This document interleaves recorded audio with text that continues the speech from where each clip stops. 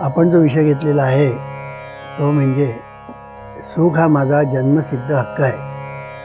आणि हा विषय पाहत असताना आपण त्याच्यावर अनेक विविध प्रकाराने विवेचन केलं.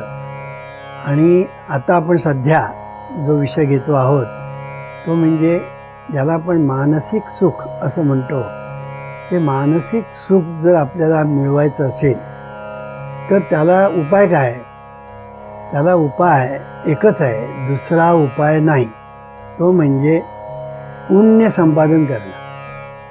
पुण्य संपादन केल्याशिवाय तुम्हाला खऱ्या अर्थाने ज्याला आपण मानसिक सुख म्हणतो ते मिळणार नाही. त्याला दुसरा शब्द म्हणजे मनशांती, कळलं की नाही?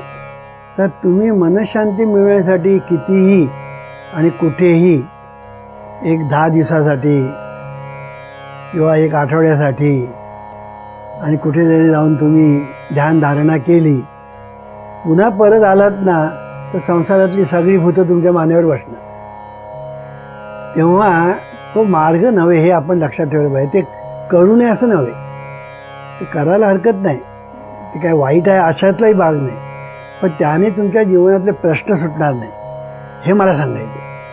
मी जेव्हा टीका करतो तेव्हा ते वाईट आहे म्हणून टीका करत नाही, तर त्याच्या पलीकडे आहे हे मला सांगायचं असतं. आणि म्हणून इथे एक गोष्ट लक्षात ठेवली पाहिजे की मनशांतीला दुसरा पर्याय नाही. नाही तर काही लोक काय करतात, वाटेल ते अनिष्ट धंदे करतात आणि मग शिर्डीला जातात किंवा आणि कुठे बालाजीला जातात, तिरुपती, आणि तिकडे जाऊन पैसे घालतात. त्याने तुम्हाला तुमचं मनशांती मिळणार नाही, कळलं की नाही? तर संस्थाने मदत होईल पैशाची वगैरे, ते ठीक आहे, पण तुम्हाला मनशांती मिळणार नाही. तुम्हाला जर मनशांती मिळायला पाहिजे असेल तर त्याला एकच उपाय म्हणजे सत्कर्म, की ज्याने पुण्य मिळतं. काय पुण्याची जोड ही फक्त सत्कर्मातून होते, दुसरा त्याला पर्याय नाही. आणि सत्कर्म याचा अर्थ काय? सत्कर्म याचा अर्थ असा, सत्कर्म म्हणजे सत्कर्म याचे खरा म्हणजे अर्थ सत्स्वरूपाशी संलग्न जे कर्म ते सत्कर्म. सत्स्वरूपाच्या अनुसंधानामध्ये जे कर्म केलं जातं ते सत्कर्म. दुसरा अर्थ म्हणजे सत्कर्म म्हणजे चांगलं कर्म, उत्तम कर्म, हा दुसरा त्याचा अर्थ. आणि म्हणून ज्याला आपण साध्या भाषेमध्ये सत्कर्म म्हणजे चांगलं कर्म करणं, कळलं की नाही? कोणाचं वाईट करायचं नाही, चांगलंच करायचं. तो चांगलं करता येत नसेल तर वाईट करू नको. मी नेहमी सांगतो ना, स्तुती करता येत नाही ना, कौतुक करता येत नाही ना, तर निंदा तरी करू नको. एवढं तर करता येईल. पण आम्हाला पाया नाही पडायचं आहे कोणाच्या, पडू नकोस. पण तुझे पाय लोकांच्या डोक्यावर ठेवू नकोस, एवढं केलं तरी पुरे. दुसऱ्यांदा तुला अन्नाचा घास भरवता येत नसेल, नको भरू. पण दुसऱ्याच्या मुखातला घास काढून तरी घेऊ नको. दुसऱ्यांना नोकरीला लावता येत नसेल तर नको लावू. पण नोकरीला लागल्यानंतर त्याला तिथून कसा हुसकावून लावायचा त्या भानगडी करू नकोस. दुसऱ्या धर्माच्या लोकांवर तुला जर प्रेम करता येत नसेल तर करू नकोस, पण निदान द्वेष तरी करू नकोस. हे जरी केलं ना तरी पुण्य संपादन करता येतं. म्हणजे निगेटिव्ह आहे, पण ते सुद्धा त्याच्यातून पुन्हा ते कर्मच आहे ना. मला हे कळत नाही, हे कळतं की नाही? मला हे कळत नाही हे कळतं. तसं कोणाचंही वाईट करत नाही म्हणजे करतोच की नाही? म्हणजे करत. मी काहीही बोलणार नाही, अरे पण हे तरी बोललास की नाही? ते सांगायचा मुद्दा असा की जरी ते निगेटिव्ह असलं ना तरी ते फार महत्त्वाचं आहे. तेवढं जरी केलं ना ते जग सुखी होईल. एवढं जरी केलं ना लोकांनी, जग सुखी होईल. की घरामध्ये शांती मिळेल, घरातल्या लोकांना आनंद मिळेल, समाजामध्ये सुख शांती मिळेल, राष्ट्रामध्ये सुख शांती मिळेल, सगळीकडे शांतीच शांती. पण त्याच्यासाठी तुम्ही लोकांचं वाईट करता कामा नये. केलं तर चांगलं करायचं, वाईट करायचं. एवढं जरी केलं तरी भरपूर झालं, भरपूर झालं.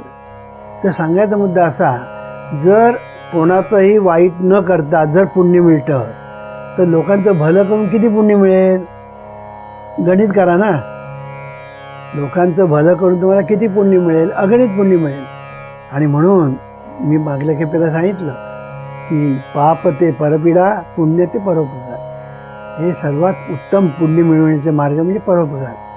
दुसऱ्यांचं भलं करणं हा पुण्य गोळा करण्याचा उत्तम मार्ग. आणि त्याच्यानंतर रामदास स्वामी सांगतात, पुण्य ते ईश्वर स्मरण, पाप ते विस्मरण. किती सुंदर आहे. देवाचं स्मरण करणं फार मोठं पुण्य आहे की नाही? फार मोठं पुण्य आहे देवाचं स्मरण करणं.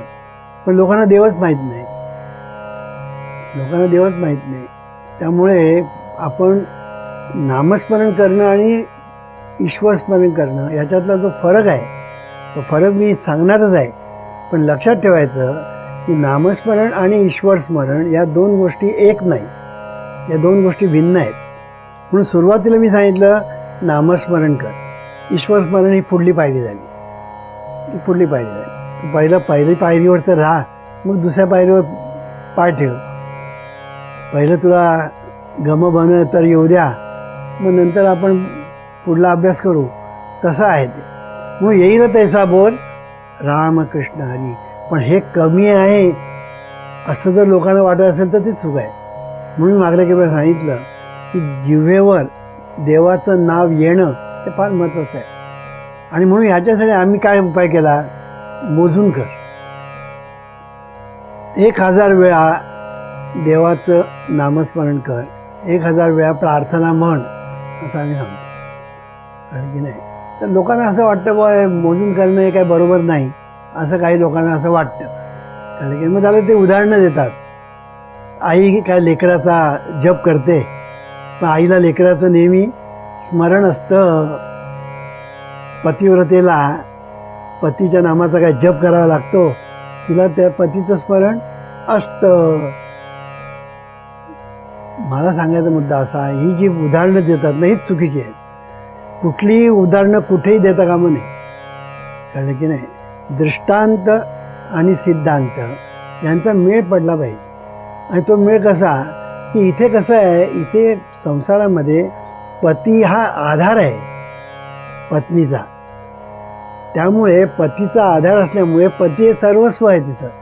आणि त्यामुळे तिला पतीचं स्मरण राहणं हे ओघाने झालं ना. त्याच्यासाठी तिला मोजून जप करावं लागत नाही पतीच्या नावाचा जप. तसं आईला लेकराचं असतं, 9 महिने पोटात बाळगलेलं असतं, आपल्या रक्ताचं पाणी केलेलं असतं, पुनर्जन्म मिळालेला असतो त्या लेकरासाठी. अशा लेकराचं विस्मरण कसं होईल? मग ह्याचं उदाहरण तिकडे देऊन काय उपयोगाचं? मी मागले की रेसला जातात लोक, घोड्याचं स्मरण सतत असतं, त्यांना काही घोड्याचं जप करावं लागत नाही, घोड्याचं स्मरण सतत असतं. दारुड्या माणसाला दारूचं स्मरण सतत असतं. आता ही उदाहरण देऊन काय चालेल काय? देवाचं नाम मोजून का घ्यायचं? तर देवाचं नाव घेणं ही जी गोष्ट आहे कंटाळवाणी. हा नुसतं विठ्ठल विठ्ठल विठ्ठल म्हणणं 1-2 मिनटं 5 मिनटं 10 मिनटं ठीक आहे, पण सतत म्हणणं म्हणजे रिकामपणी मिळणं हे कठीण आहे. तुम्हाला एक झालेली गंमत सांगतो. गोष्ट म्हणजे घडलेली बरं का, आणि ती माझ्या आयुष्यातली मी सांगतो तुम्हाला.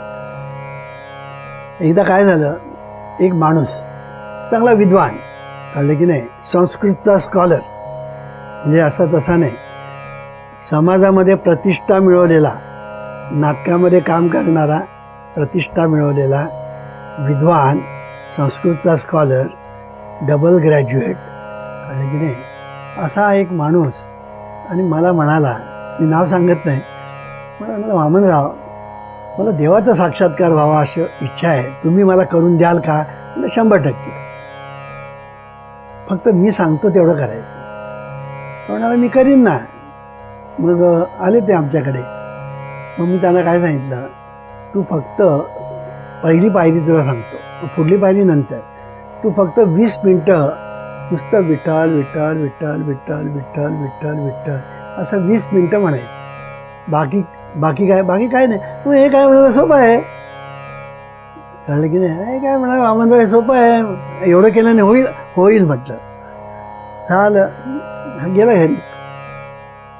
1 दिवस झाले, 2 दिवस झाले, आता काही पत्ताच नाही.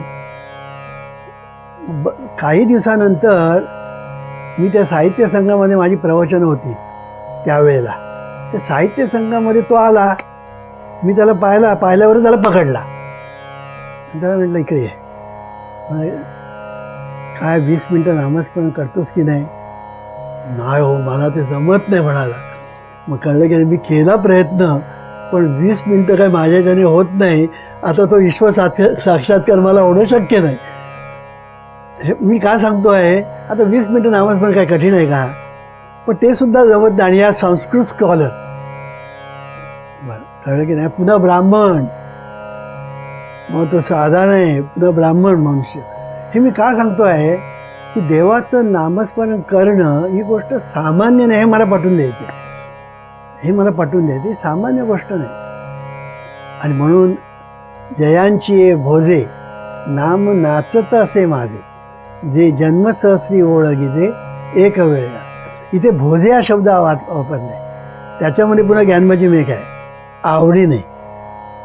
तू आवडीने जेव्हा देवाचं नाव घेतोस, जिभेवर ते नाचतं ना, त्यावेळेला तू किती पुण्यवान. आले की नाही. नुसतं नाम जरी मुखात आले तरी पुण्यवान, सहस्र जन्माची पुण्य. मग आवडीने देवाचं नाव घेतो आहे आणि ते जिभेवर नाचतं आहे, कळलं की नाही.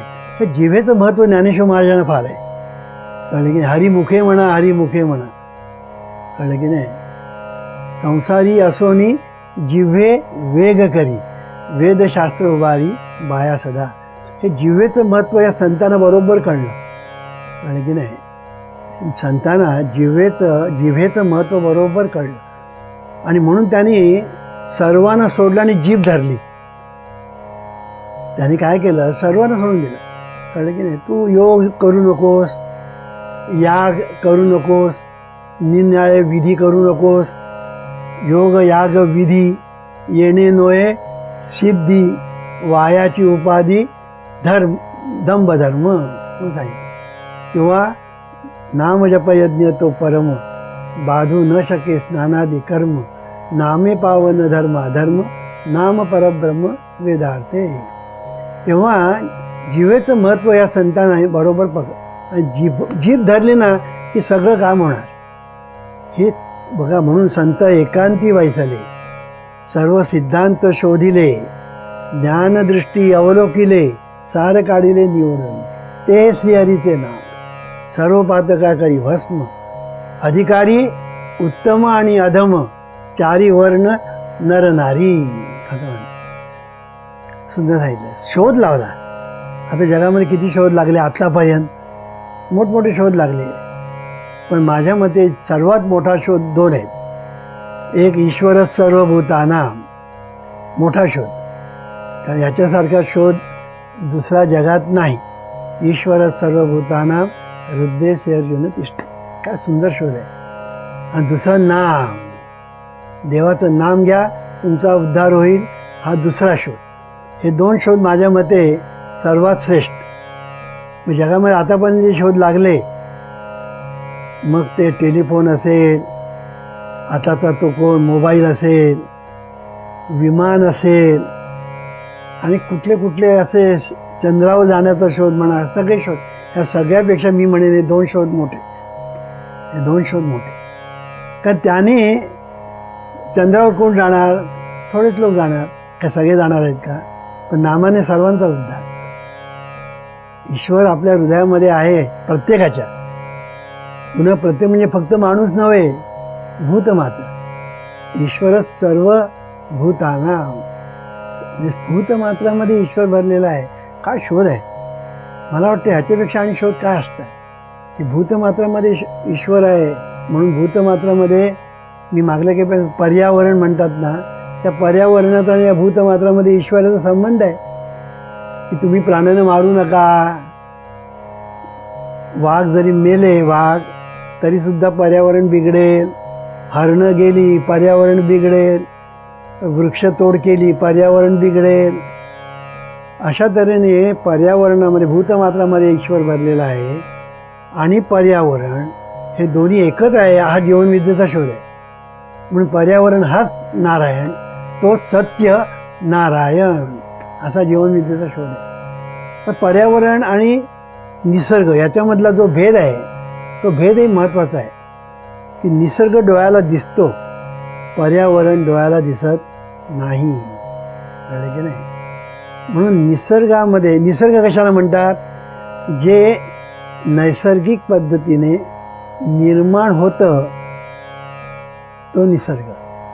आणि त्या निसर्गामध्ये जी अंतर्यामी, जी एक अलौकिक, विलक्षण, अद्भुत अशी जी व्यवस्था आहे, ती व्यवस्था म्हणजे पर्यावरण. म्हणून पर्यावरण हे महत्त्वाचं आहे. पर्यावरण बिघडलं की निसर्ग कोलमडला, निसर्ग कोलमडला. म्हणून आपण सुद्धा पर्यावरणच आहोत. आपल्या ह्या ठिकाणी बघा, निसर्ग आहे आणि पर्यावरण आहे, दोन्ही आहे, दोन्ही आहे. ते पृथ्वी, आप, तेज, वायू, आकाश आहे. नंतर सप्तधातू आहेत, पंचप्राण आहे, पंचकर्मेंद्रिय आहे, पंचज्ञानेंद्रिय आहे, अंतरेंद्रिय आहे. किती किती किती गोष्टी. आणि आतमध्ये, पोटातमध्ये तर काय बघायला नको. शरीराच्या आत काय काय काय काय, त्या पेशी ज्या म्हणतात ना, त्या अब्जावधी आहेत, अब्जावधी पेशी आहेत. म्हणजे कल्पना करा, पुन्हा ते जन्माला येतात, मरतात, पुन्हा जन्माला येतात, मरतात, पुन्हा जन्माला येतात. पण मेंदूतल्या पेशी पुन्हा जन्माला येत नाही, हा पुन्हा चमत्कार. मेंदूतल्या पेशी जर जन्माला आल्या असताना तर माणूस अमर होईल, तर माणूस अमर होईल. पण अजूनपर्यंत काय तो शोध लागलेला नाही. तर सांगायचा मुद्दा, पेशी अगणित आहे. आता मला सांगा, 4 माणसं एकत्र आली तर त्यांची मोठ बांधणं कठीण. तर इथे हे अब्जावधी पेशी आहे, त्यांचे मोठ बांधणारं कोण आहे? अब्जावधी पेशी. प्रत्येक पेशी हा जीव आहे. पुन्हा त्याच्यामध्ये आतमध्ये यंत्रणा आहे, ती सुद्धा अद्भुत आहे, एका एका पेशीमध्ये. हे सगळं अद्भुत आहे. डॉक्टर लोकांचा याचा पत्ता लागत नाही. आता मला सांगा, शरीरामध्ये, शरीराचा संबंध आपण आणला, शरीरामध्ये काय याचा पत्ता लागत नाही. मनाचा पत्ता कुठून लागणार? अंतर्मनाचा कुठून लागणार? ईश्वराचा कुठून लागणार? आणि परमेश्वराचा कुठून लागणार? जिकडे तुला शरीर तुला जिकडे संपूर्ण दिसत नाही, तुझी पाठ तुला दिसते? दिसत नाही. कपाळ तुला दिसतं? नाक तरी दिसतं काय तुला? सांगायचा मुद्दा असा की तुला जिकडे तुझं शरीर दिसत नाही, तुझी पाठ दिसत नाही, पोटातलं तुला काय दिसत नाही, पोटातलं सगळं तुझं आहे तेच तुला दिसत नाही. मग तू कसल्या गप्पा मारतो की मला ईश्वराचा साक्षात्कार झाला, तो म्हणतो मला अमुक झालं, माझं काही लोक थापा मारतात की परमेश्वर ना माझ्याशी बोलतो म्हणे. कळलं की नाही? तसं म्हणून नामदेव महाराजांनी एके ठिकाणी म्हटलेलं आहे, पाषाणाचा देव बोलतो चालतो म्हणे त्याची ठकरी बुद्धी, असं काहीतरी म्हटलं आहे. या दुसऱ्या ठिकाणी असं म्हटलेलं आहे, पाषाणाचा देव बोलतो जेवतो सांगती ऐकती दोघेही मूर्ख, असं म्हटलेलं आहे. तर सांगायचा मुद्दा, ईश्वर हे सगळं आपण म्हणतो दिल्ली तो बहुत दूर आहे, तर मी तर असं म्हणेन दिल्ली तर जवळच आहे. पण त्याच्याही पलीकडे, अगदी चंद्राच्याही पलीकडे, मंगळाच्याही पलीकडे जर काय असेल, इतकं ते दूर आहे. परमेश्वरामध्ये जर कोणी जर का सांगत असते की आम्ही परमेश्वर डोळ्यांनी पाहिला, थापा मारतो. तो थापा मारतो म्हणून सांगायचं, परमेश्वराचा साक्षात्कार झाला, थापा. कळलं की नाही? म्हणून मी मागल्या खेपेला एकदा सांगितलं होतं की जिकडे तुम्हाला वीज पाहता येत नाही, इलेक्ट्रिसिटी, वीज जिथे तुम्हाला पाहता येत नाही, ज्ञानेंद्रियाला आकलता येत नाही वीज, तर परमेश्वराला तुम्ही कसे आकलणार? आकलू शकत नाही. म्हणून परमेश्वराला आकलण्याचा मार्ग एकच, परमेश्वर होणं. शिवम भूत्वा शिवम यजेत, हा एकच मार्ग. कळलं की नाही? हा एकच मार्ग. आणि म्हणून तुकाराम महाराज काय म्हणतात, देव पाया गेलो तेथे देवची ओढणी ठेवलो, तुका म्हणे धन्य झालो आजी विठ्ठला भेटू. देव पाहायला गेलो पण देव दिसत नाही, पण मीच देव झालो म्हणाल. पाहता पाहता पाहता मीच देव झालो. तू देव होशील पण तुला देव पाहता येणार नाही. कळलं की नाही? म्हणून देवाला अनुभवायचं असतं, देवाला अनुभवायचं असतं. आणि ते सुद्धा कसं, इंद्रियांना चोरून अनुभवायचं असतं. हे मी का सांगतो आहे की या परमार्थाच्या क्षेत्रामध्ये फार लोकांचं अज्ञान आहे. अंधश्रद्धा तर भयंकर आहे. कोणी काही सांगतो याच्यावर लोक विश्वास ठेवतात. कळलं की नाही? कोण सांगतो मी अमक्याचा अवतार आहे, कोण सांगतो मी तमक्याचा अवतार आहे. तर ह्यांचा अवतार हा असा, कळलं की नाही? यांच्याकडे बघितल्यानंतर तो अवतार कळतोच आपल्याला. तर हे कोणा काही थापा मारतात. कळलं की नाही? तर हे अवतार बिवतार वगैरे जे सगळं जे आहे ते लोकांना भुलविण्यासाठी आहे, लोकांना फसविण्यासाठी आहे. म्हणून जिकडे वीज पाहता येत नाही तिकडे तुम्ही परमेश्वर काय पाहणार? म्हणून परमेश्वरा पाहण्याचा विषय नाही, इंद्रियांनी आकळण्याचा विषय नाही, तो होण्याचा विषय आहे. तो होण्याचा विषय आहे. शिवम भूत्वा शिवम यजेत असं म्हटलेलं आहे. तुला शिवाची पूजा करायची आहे, तू शिव होऊन तुला शिवाची पूजा करता येईल. नाही तू म्हणशील मी अमुक आणि मी शिवाची पूजा करीन, ती पूजाच नाही. कळलं की नाही? ती पूजाच नाही. आणि म्हणून हा जो विषय आहे हा विषय मी समजावून घेतला पाहिजे. थोडीशी मला टीका करायला भाग पडतं. त्याचं एकच कारण आहे की लोकांना चांगलं प्रबोधन व्हावं, लोकांच्या अंधश्रद्धा दूर व्हाव्या आणि लोक शहाणे व्हावे आणि सुखी व्हावे. शेवटी जीवनविद्येचं काय आहे ध्येय? हे जग सुखी व्हावं आणि हे राष्ट्र सर्वार्थाने सर्व राष्ट्रांच्या पुढे जावं, एवढंच आमचं ध्येय आहे. बाकी आमच्या पुढे आणखी दुसरं ध्येय नाही. आणि म्हणून याच्यासाठी आम्ही प्रबोधन करतो, टी व्हीवर करतो, रेडिओवर करतो, मी या माध्यमातून करतो. त्याचं कारण ते आहे. आणि म्हणून आमचं हे जे प्रबोधनातून आम्ही हे जे ज्ञान देतो ते स्वीकारायचं का नाकारायचं हे तुझ्या हातात आहे. म्हणून तूच आहेस तुझ्या जीवनाचा शिल्पकार. ईश्वरा सर्वांना चांगली बुद्धी दे, आरोग्य दे, सर्वांना सुखात आनंदात ऐश्वर्यात ठेव. सर्वांचं भलं कर, कल्याण कर, रक्षण कर आणि तुझे गोड नाम मुखात खंड राहू दे. ईश्वरा सर्वांना चांगली बुद्धी दे, आरोग्य दे, सर्वांना सुखात आनंदात ऐश्वर्य